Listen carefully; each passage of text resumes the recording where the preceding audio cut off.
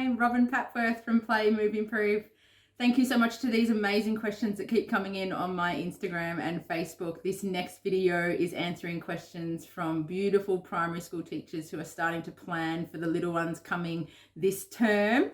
It's pretty exciting. I've been in early childhood now for a number of years, known to be in the early childhood space, but I used to be in the primary school sector many moons ago. In the primary school sector, I use movement to support children with special needs, trauma, difficulties with learning. So I am now feeling like I get to help the primary school system again. So these next few videos are going to be really interesting for early childhood and primary school, with a main focus though for those little bit older children, ages between 5 and 8 years of age. Of course, we can adapt it to our little ones in early childhood. So you'll see my munchkins from home being our superstars in these videos. You'll hear me talking over the activities that the children are doing. So be sure you may need to replay this a few times, as I'm sure that at some times you'll be listening to what knowledge I'm giving you, but also you'll want to watch the movements of my little ones as well. So thanks for tuning in.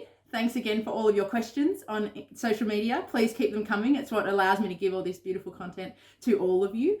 Without you as my tribe, this would not be possible. So I want to thank you all and enjoy the upcoming little videos. See you soon. Hello again, Robin Papworth. It's always a cute moment when I get to have my little ones on screen alongside me. So I want to show you this first motor skill that we're going to do as we enter the classroom. All of these upcoming activities are as you enter the classroom. So I aim to do this same action every day for at least a week, ideally 2 weeks if you have the program available for it. The reason why we do it as they enter the classroom ideally is because then we know that every child has been screened for this motor skill. If you can get the children's backpacks, drink bottles and hats already organized, even if they have to put all that away, come back to the foyer to re-enter, I'm sure you can work your magic with how you work this into your classroom. But the goal is first thing, nice and fresh in the morning, get the brain going for the day. Our first motor skill is visual tracking, and away we go. With visual tracking, it's about getting the eyes to look and focus with the torch. So I'm moving the torch from left to right. I'm moving it up and down. My reason for starting with visual tracking is the first motor skill we learn as babies. Speech pathologists will of course say also sucking, but visual tracking, sucking reflex all come in those very early stages of newborn, if not before that in the womb. So it's a very important skill that we start off with first thing in the morning. The reason why we want our visual tracking to be such a crucial part of our day is that's what we require for our literacy skills. That's what we require to be able to navigate the playground. Our vision is 1/3 of our balance. It plays a major role in our balance. So having those fantastic visual tracking skills are really important. You can see here that I'm adapting our play space just for the minute. I'm taking out every second strip of masking tape and I'm making them double the width for our next activity. Of course, you can imagine this only needs to be done every week or every second week. Sometimes we might need to reapply the masking tape, of course, because it's a high traffic area, usually that foyer. So take out every second masking tape, make it double the space for our next activity. This movement here is a bear walk. What we're aiming for now is to get our head upside down, looking at the masking tape lines. We're ideally moving opposite hand to foot with our bottom up in the air. What we're looking for in this action is the child's ability to look upside down. It's that head movement that's our next category. Eye movement first, then head is the next goal we have. This is also crossing the midline activity to assess, is the child actually moving opposite hand to foot? We check core strength in this action. Is the child able to hold their bottom up against gravity? Is measuring core strength. Also, do they have enough leg strength to have their knees off the ground? It's not a crawling action. While you could do crawling, I'm looking at, do they have the physical strength to lift their knees off the ground as well, just using hands and feet? We're also looking at the ability of the child once they stand up. Has their vestibular balance done its job? And are they able to stand up and just continue on with the rest of the classroom? Or do you see that pause and that disorientation as they stand up. So while we look at the movement of their body while they're bear walking, make sure we're also looking at that end point. What do they look like as they stand up? Now, of course, it's tricky in that big hustle and bustle of a classroom environment. So I encourage you can record it, play it back. What I often do is I record children's movement and I slow it down. I sometimes put it to a quarter of the speed so you can really slow down the movement and analyze it. So it's doesn't have to be assessed at that very moment. It could even be something that you give to your PE team, your physical education team. They might be able to help you see where the children are tracking. This is looks very simple, this movement, but it takes a lot of skills in early days to be able to master this movement as you get to primary school. So let me know how you go with this one. This is a really great one to highlight a range of different motor development areas. I know it's a little bit of a nuisance, but I go back to closer masking tape lines for this activity. So where we had the visual tracking action, then we made it wider for the bear walking movement. I'm now bringing it back to narrow. I apologize, but I'll explain why. This first movement of our fundamental movement skills range is jumping with both feet at the same time. Why I want them closer together is I want to give children the most amount of jumps as they come into the classroom. The more we jump, the more we send stimulation to the cerebellum area of our brain, and that area of our brain is fantastic for learning skills. It starts to get that brain really switched on and fired up. So the more jumping we can get in this activity, the best. So I bring them a little bit closer together. We start jumping with 2 feet to see if we have a skill called bilateral coordination. Can we get both feet off the ground at the same time? Can we land with both feet on the ground at the same time? You'll quickly see children who struggle with jumping because they'll gallop during this activity or they'll leap during this activity. It's very important that we don't progress children onto the next activity until they can jump with 2 feet at the same time, nice and coordinated. Some children might like to jump inside the gaps. Some children might like to jump on the lines. It's not necessarily about if it's better to jump in the gaps or on the lines, doesn't matter. They're still getting that visual tracking habit. They're still putting their head down, using the vestibular system to jump forward. This action is all about watching, are those 2 feet jumping together at the same time. Ideally, as children start in prep, this should be starting to be mastered, not perfect yet, but really starting to be mastered. If we have children grade 2 and above with this challenge, we really want to have this as part of their everyday program. Even if we add this activity into the physical education team as well, to make sure that this is done more than once a day, would be fantastic. The next motor action we're going to look at here is hopping. So once children can jump with 2 feet at the same time, then we're going to try and encourage them to do 1 foot at the same time. So down one length of the masking tape strips, we use the same foot. So we might decide that today we're going to do right foot. We might decide after snack time, we're going to re-enter and do our left foot. That would be amazing if you did both feet in the same day. But of course, if you push for time, let's just try and make sure that we always have the right foot and left foot getting some practice with hopping. What we're looking at in hopping is the ability to come off the ground, landing on each masking tape line. If we miss the masking tape strips, it means we can practice our spatial awareness a little bit more. Spatial awareness is the ability to know where our foot is and where the masking tape line is, and being able to adapt our body to meet that line on the right spot. If we keep missing the spot, we just keep practicing spatial awareness, really making sure that we hop on the line would be great practice for the children.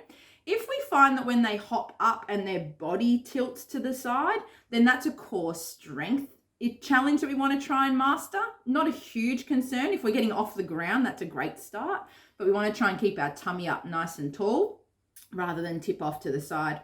What I tend to do when I see children with a challenge as they're doing these activities is it's just a really simple prompt to say, for example, tummy tall or up straight or big knees, whichever we want to try and encourage them to do. I tend not to use more than 2 words at a time, really super simple, quick tips. If you go back to the visual tracking part of this video, you might see that I made a little comment to Isla. Isla was tracking from side to side, and I said to her, chin still, to try and prompt her to keep her chin still. Our prompts are great for children. It gives them that feedback that their movement wasn't quite where we needed it to be. Let's improve it. The brain loves learning from feedback. So it's not a bad thing if we're prompting children. All I would encourage is by the end of the week, we should ideally be prompting them less. That's our goal. Try and prompt them a lot at the start, get them used to where the movement should feel and what it should look like. And then by the end of the week, by the end of 2 weeks, if you need to, try and prompt less feedback, more them feeling if their body's making those errors or not. All of our bodies will make errors. We never learn these motor skills like that. It takes a lot of practice, so it's that feedback that's really important for our practice. So hopping is a great one. Make sure we do right foot and left foot. While we're in the category of fundamental movement skills, I just want to bring you into the skipping stage of our development. Skipping is actually a really complex skill. I have a skipping video on YouTube, which you can search for, or I can give you the link if you need, where I teach children how to skip. Skipping requires the hopping action. It requires spatial awareness. It requires lots of timing. It's a very complex skill. Even to get you this content of skipping, it took Hugh quite a number of goes for me to be prompting him. How I prompt him is I ask him to step forward first with that foot, hop on the spot, then step forward, hop on the spot. Again, check out that YouTube skipping video if you need. Skipping is really important for children, ideally in the primary school age. I don't expect our little ones to be able to do it in early childhood. That's why you'll see that Phoebe isn't in this video. It's quite a complex skill to learn. Well, I do encourage Phoebe to still practice skipping.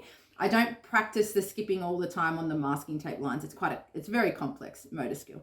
So primary school, definitely, please try and get children skipping every day. Skipping without lines is great. We could skip to go to get a drink. We could skip to go and line up for library.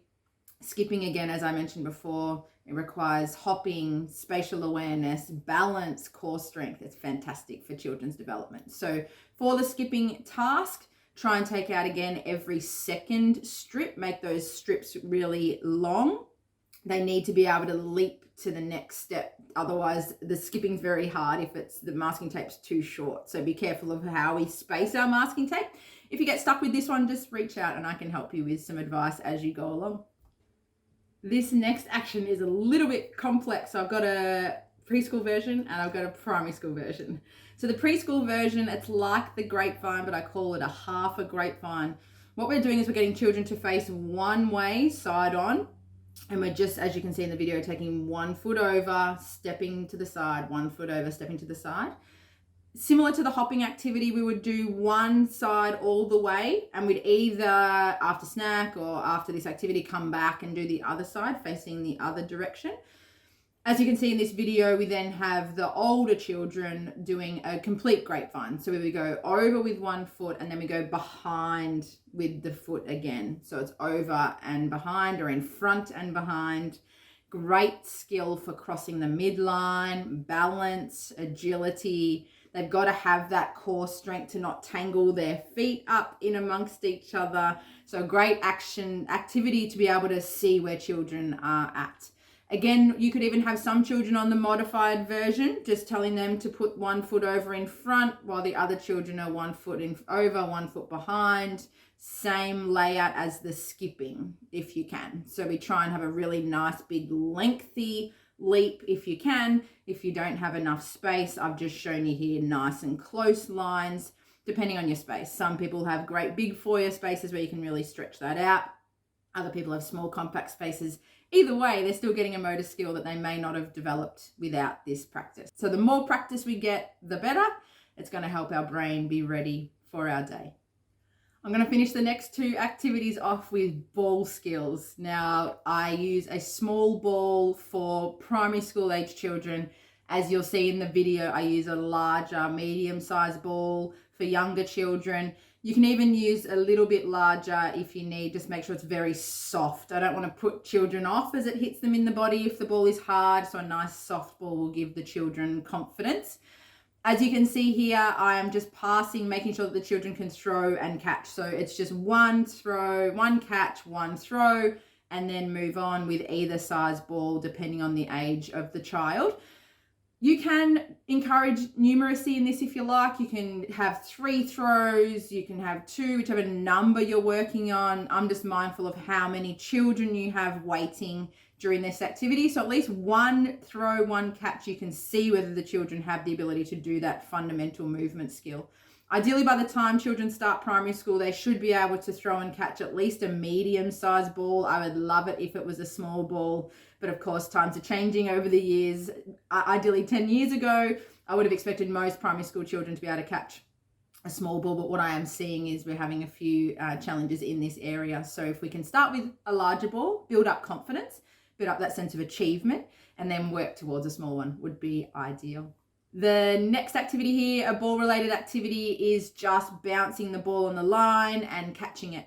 What this is encouraging is that visual tracking, so looking down at the line, holding the ball, spatial awareness comes in, making sure that the ball touches the line. It looks simple, but it's actually a lot of targeting practice for children. So it's very important for this. The prompt would be ball to the line, ball line if you can. It encourages them then to make sure the ball hits that line rather than rush through it. I know that a lot of children just want to rush in and get it done, but try and make sure that that ball really touches the line to build up their spatial awareness. There's no rush, although I do know that my children like to rush as well. Again, change up the ball depending on the ability of the children. Smaller ball is going to be most challenging. Larger ball is going to be a lot easier for them. You can add an element of progression here by making them stand on 1 foot as they bounce and catch the ball. You can add further progression by standing on 1 foot, bounce the ball, clap, and then catch it. There's all sorts of extra elements you can add in here, but the main goal here is to building up ball skills. I'm sure you've heard in some of my webinars before that the concern around children's ball skills is that they are declining, particularly for girls. I'm not usually a feminist, but it's our teenage girls that are really lacking those ball skills and that confidence to be physically active, especially as we get into high school. So the more children are around different sport, different activities, the more we're going to build them up as active teenagers and active adults rather than sedentary teenagers. So please, if you can, make sure we don't miss this activity. It's really great fun. It shows you where children are at developmentally.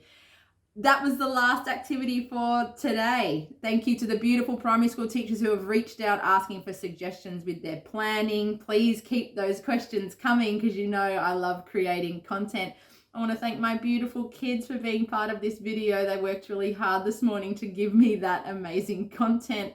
It's a team effort. So I really appreciate everyone who is part of my Play, Move, Improve tribe. It means so much to me. We're really starting to get awareness out there. So thank you. And I will see you online again soon, I'm sure. Take care.